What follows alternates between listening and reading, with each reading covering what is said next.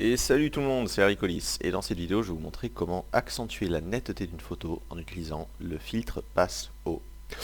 On va tout d'abord voir comment faire avec le pack d'action HC Action, et on verra comment faire sans le pack juste après. Donc avec le pack, vous allez tout simplement cliquer sur netteté Passe Haut, et juste avant de faire ça, je vais faire un petit zoom 100%, comme ça on va bien voir notre image. Donc comme vous pouvez voir, c'est déjà plutôt net, mais on peut toujours faire un petit peu mieux en post-traitement. Donc on lance ça, et il nous demande de choisir le rayon d'action du pinceau. Donc, toutes les méthodes d'accentuation de la netteté, normalement, il y a un rayon en pixels à choisir, donc ça va dépendre de votre image, ça va dépendre du rendu que vous voulez, de la définition de votre capteur, de tout un tas de facteurs.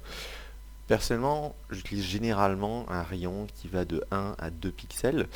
Euh, je trouve que ça fonctionne plutôt bien et que ça reste relativement, j'ai envie de dire, discret, qu'on n'a pas un rendu trop artificiel en faisant ça. Mais évidemment, vous utilisez le rayon que vous voulez, donc si vous trouvez que 3 pixels c'est bien, allez-y, il n'y a pas de problème. Donc personnellement, pour cette démonstration, je vais quand même mettre 2.5, comme ça je suis sûr que ça va bien se voir sur la vidéo YouTube. Même si normalement pour cette photo, je crois que j'avais utilisé 1.5 ou 1, quelque chose comme ça. Donc, tout simplement, voilà, il nous a créé notre calque. Donc si je le désactive avant et après, on voit que ça a bien accentué la netteté. Donc maintenant, on va regarder comment on fait ça sans utiliser le pack d'action. Mais juste avant, une petite particularité.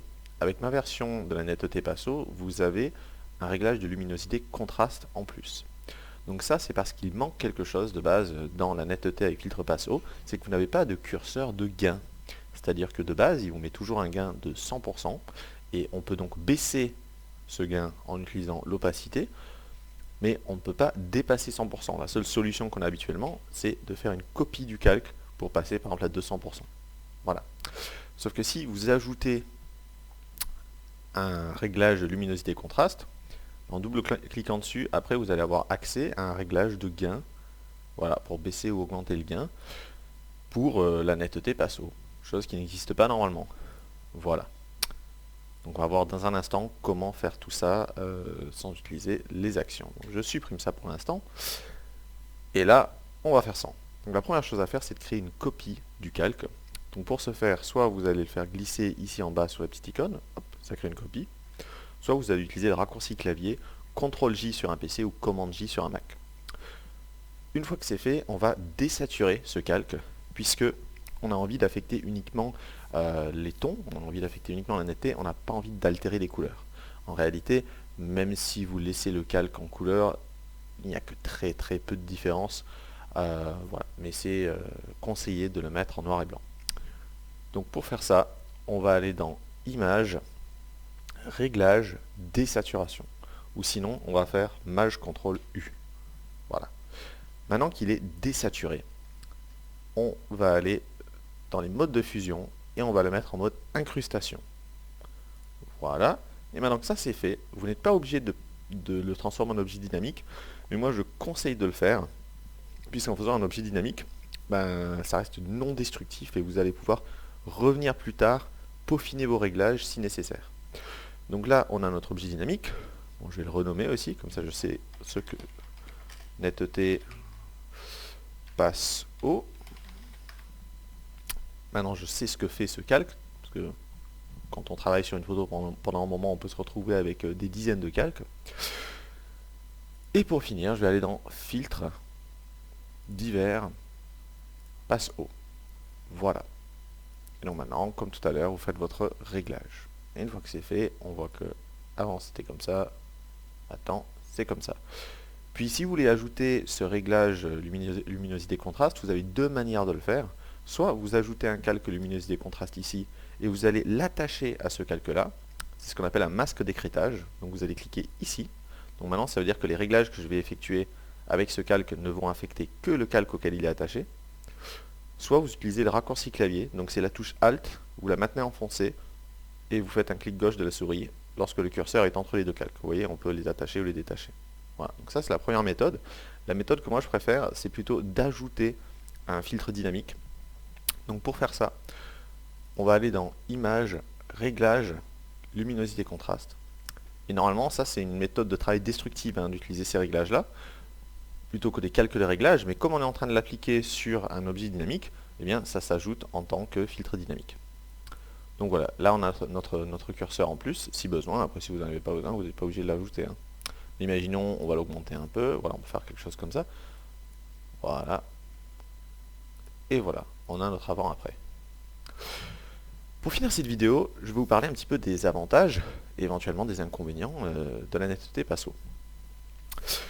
Donc on va tout d'abord parler des avantages, et pour bien les mettre en avant, je vais faire quelques petits trucs. Je vais faire un réglage sur cette image. Donc par exemple, imaginons que je trouve cette image trop contrastée. Je me dis, j'ai vraiment envie d'avoir un rendu plus délavé que ça. Donc je vais prendre par exemple du contraste et je vais baisser, imaginons, le contraste de l'image. Quelque chose comme ça. Donc maintenant que ça c'est fait, je vais faire une accentuation de la netteté en utilisant la netteté optimisée. Je ne vais pas vous montrer comment on fait puisque ce n'est pas le thème de la vidéo. Donc on va lancer ça. Voilà. Et j'applique. Donc, maintenant on a notre netteté optimisée et la netteté passe haut. Et on va voir un petit peu ce qui les distingue. On va commencer par parler des avantages de la netteté passe haut et après on va parler des inconvénients. Les avantages de la netteté Passo, déjà, c'est que je trouve que ça fonctionne relativement bien quand vous avez une image un petit peu bruitée par rapport à la netteté optimisée, par exemple, qui a tendance à vachement faire ressortir le bruit. Et donc, si vous avez une image avec un peu de bruit, il vaut mieux en général éviter la netteté optimisée. Alors que la netteté Passo se débrouille, on va dire, entre guillemets, un petit peu mieux avec les images bruitées. On pourrait dire que ça c'est un avis un petit peu subjectif, mais en ayant comparé les deux techniques sur beaucoup d'images, je trouve que c'est généralement le cas.